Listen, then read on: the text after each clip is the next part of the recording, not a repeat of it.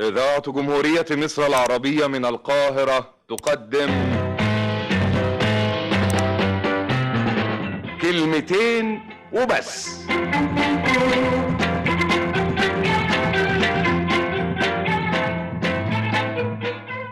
اسمها الفشخرة.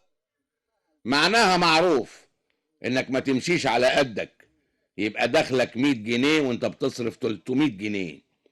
ما عندكش لكن عايز ان شاء الله تستلف وتندين وتتزنق. الفشخرة دي هي الاب الشرعي للديون والمتاعب، هي السبب في الهموم.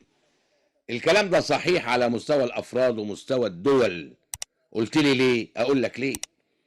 الفرد لما يصرف اكتر من دخله يفتقر. الدولة لما تستورد اكتر ما بتصدر ميزانها التجاري يميل عليه ويقول له ليه طوعتني.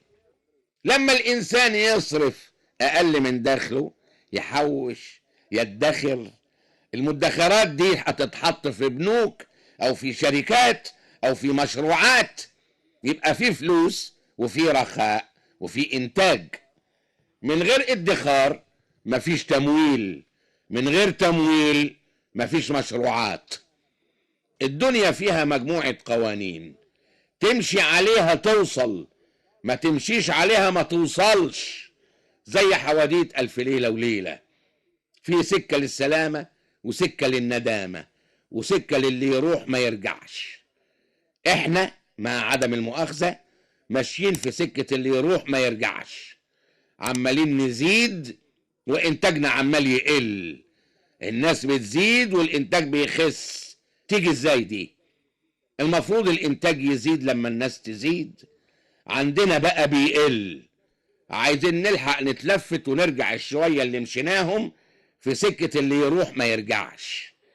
عايزين نرجع من السكة دي ونروح سكة السلامة. سكة السلامة عايزة شغل كتير، مش عايزة ندور عليها، لا، إنما عايزة يبقى عندنا عزم نمشي فيها. عشان نمشي فيها ضروري نغير حاجات كتير في حياتنا، ضروري نغير حاجات في نفوسنا وحاجات في قوانيننا وتقاليد في مجتمعنا. ضروري كل ده يتغير علشان احنا نقدر نطلع من البير اللي وقعنا فيه. اهم حاجة ضروري نغيرها في نفسنا مسألة الفشخرة. بلد مديونة وبتستورد تلتين اكلها وفيها عربيات مرسيدس اكتر من اللي في برلين. بلد مديونة وبتستورد الضروريات والناس لسه بتخلف 7 و8 علشان يبقوا عزوة وكتير. بلد فيها مشاكل اسعار بتزيد كل يوم، ورغم كده الحركة على الشراء شغالة. الناس كلها بتشتكي من قلة الفلوس، ورغم كده اي شاب صغير يجي يتجوز في فندق ويزفوه ويقعله 3000 جنيه لما يكون غلبان خالص وهيدفع اقل سعر. تسأل انت ايه ده؟ يقول لك يا اخي عايزين نفرح. هو الفرح ما يجيش الا بالفشخرة والصرف؟ ال3000 جنيه دول اللي هيتصرفوا في طبل وزمر لو كانوا اتصرفوا في البيت كان يبقى احسن ولا اوحش؟ مش بس نفوسنا وتقاليدنا اللي عايزة تغيير، لا، القوانين عايزة تتغير. في قوانين كتيرة مكتفة الناس. قانون شركات توظيف الأموال قالوا هيحل مشكلة الشركات دي والناس تاخد فلوسها.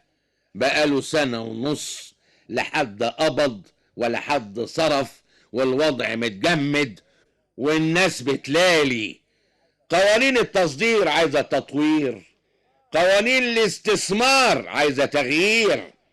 عايزين اقتصاد يكون فيه مناخ يشجع الناس، يشجع الناس على انها تشيل فلوسها في مصر وتستثمر في مصر وتشتغل في مصر. ده كله محتاج قوانين تشجع على كده، مش تعرقل ده باسم تشجيعه.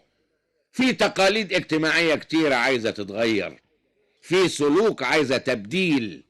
كل ده ان ما حصلش وبسرعة هنفضل ماشيين في سكة اللي يروح ما يرجعش. مش كده ولا ايه؟ وغدا نلتقي مع فؤاد المهندس، أحمد بهجت، ويوسف حجازي.